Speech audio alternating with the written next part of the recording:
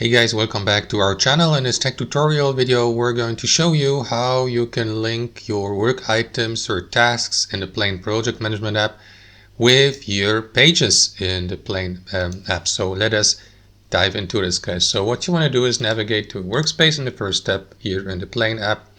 After that, navigate to your project and select work items here to the left and choose one of your tasks or work items. So let me go with this one here, for example. Or that's an example work item. Let us go with that custom work item I created. So what you want to do, guys, is simply click into it to access that customization menu and select link pages here. And after that, you will be redirected to that list of all pages that are within your workspace. Like, for example, let me go to that overview of pages here, for instance. So simply select one of these. Let me go with that test page here, which would be that one here.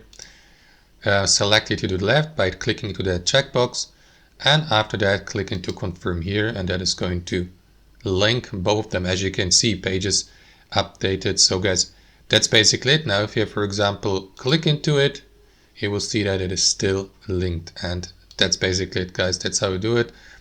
Hope you enjoyed it, got some real value from it, and we'll see you next time on our channel.